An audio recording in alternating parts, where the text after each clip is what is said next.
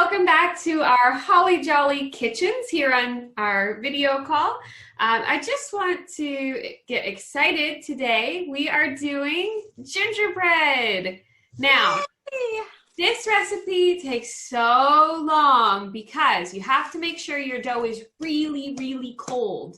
So we mixed our dough up yesterday and this is out of the fridge. Right out of the fridge. So first thing you want to do is make sure you put a little flour down on your parchment, because even if you're using parchment, it'll stick.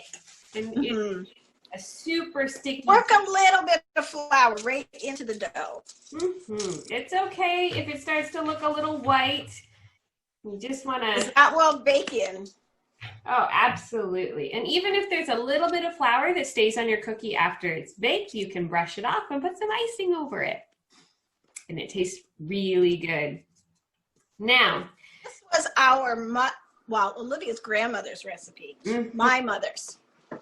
Now, if you see the video of when we're making it and you think that's an awful lot of ginger that Pastor Olivia put into this cookie, I promise you it's not the same amount that my grandmother used to put. She always put more. We'd go through 2 bottles every time she'd make a batch of cookies. So, we used to bake a lot of cookies at our house at Christmas time. Sure did. And everybody came together on the Monday after Canadian Thanksgiving. So Olivia used to bring a lot of her friends from Bible school to our house. And we'd start baking cookies at 8 o'clock in the morning. And my mom would be there. And of course, when we baked gingerbread, we had to have at least 2 or 3 batches of gingerbread, and this makes about 60 cookies one batch. But we had to have a lot of gingerbread because we went through a lot of ginger. So I'm going to show you a quick trick in case you don't have a rolling pin at home and you need one for this recipe.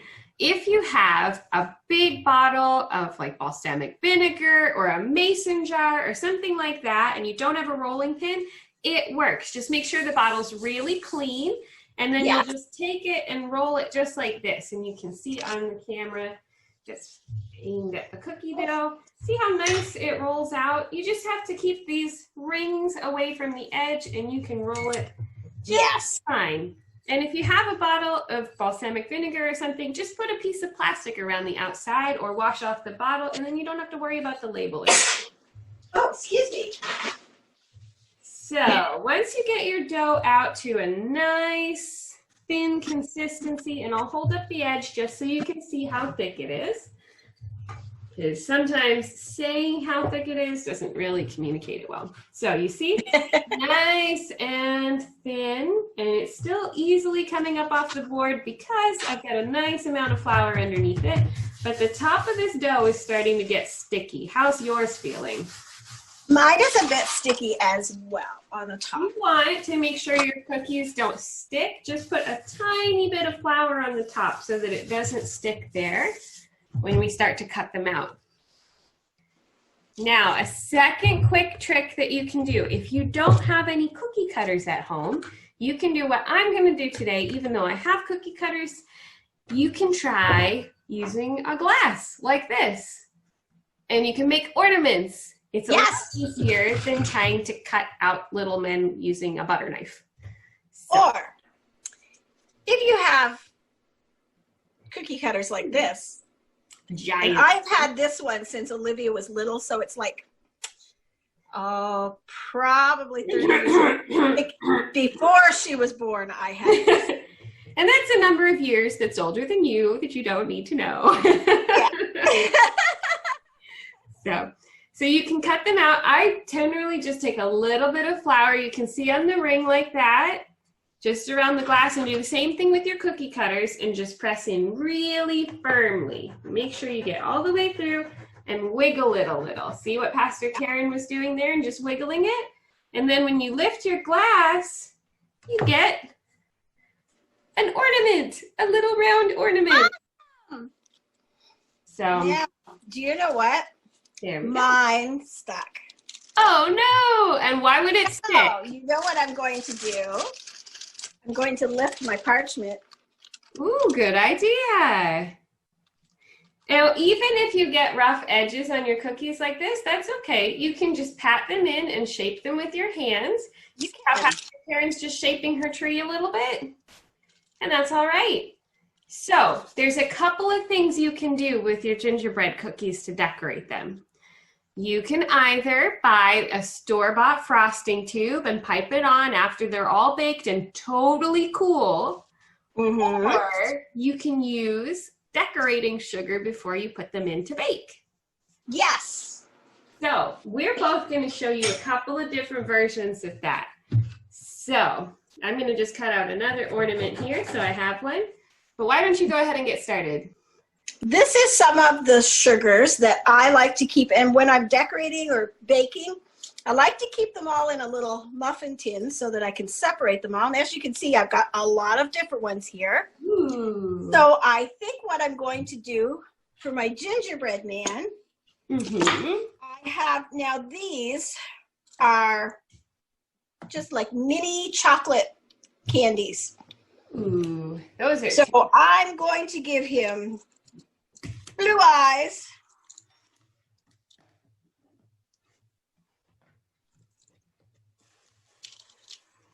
So while she's starting to decorate hers, I'm going to show you what I have. So instead of putting them in the muffin tin, I'm being silly today and I'm not doing that. But I really recommend using the muffin tins because you can hold it just like a painter holds their palette and you can sprinkle it on. But I buy my sugar at the bulk barn. It's really good like this. You can buy it in bulk, or you can get these little ones at Walmart or somewhere like that and pick them up. So I'm going to decorate my ornaments, which, by the way, if you put a little hole in the top, you can bake them and actually hang them on a tree if they make it to the tree because they're really delicious and you'll probably end up eating them. This is true. So what you want to do is just sprinkle your sugar on, and you can put it on in any pattern you like for the ornaments. I'm going to do a line of red, just right across. And then I think I'll put some blue on. Oh. I'm going to just sprinkle it above the red line. And it's okay if your sugar goes around in other places because when it bakes, it kind of dissolves into the other parts and it doesn't really show up as much if you get a blue sprinkle in the red part. So don't worry about that. And then I think I'll do blue on the bottom of this. Hello, Gizmo. Come over and join us here while we're baking. Now, these are the ones, I'm going to put these in the oven now. This is my tree. Ooh. This is to decorate it before you put it in the oven. You can use the sugars like Olivia was saying. And I just sprinkled some green sugar over, and then I pressed some candy in. Ooh, nice. So these are going to go in the oven at 375 for about 8 minutes and test them. See if they're done there. Very nice. So these are gonna go in. Now, if you like a soft cookie, you can cook them for a little bit on the lower end of that, and you'll get a nice soft cookie that comes out of this. If you like a crispy ginger cookie, just cook them a little bit longer or roll them a little bit thinner. Exactly. But this is a sharp ginger cookie that tastes like a ginger snap. So this is a really nice ginger cookie. I hope you guys have as much fun baking your cookies as we have had baking ours. We can't wait to see yours. So please be sure to send them to us. You'll see all the information on where to send it in just a minute. And we are so excited for you guys. Yes. So, please send us your pictures.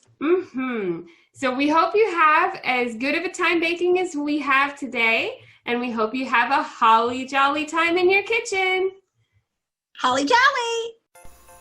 As a recipe that's been handed down through our family from bakery owners to home bakers like us, this recipe is definitely a gingerbread cookie that bites back when you bite into it. You want to start by mixing your dry ingredients that include your spices and your flour and salt. Mix them well and make sure that you get a really spicy looking flour. Now, for those of you who are gluten-free, you can do what I did and mix in gluten-free flour that's pre-blended. I use the PC brand or the Compliments brand because it's easy to find and it's not a huge expense. Now, because you want a really fluffy gingerbread cookie, even though these types of flour already have xanthan gum, mix a little extra in just to be safe. Then you want to mix your sugar and your shortening and your molasses together to get that nice creamy batter that you're going to mix everything else into. You also want to put your egg in that because it'll make it folding in a lot easier.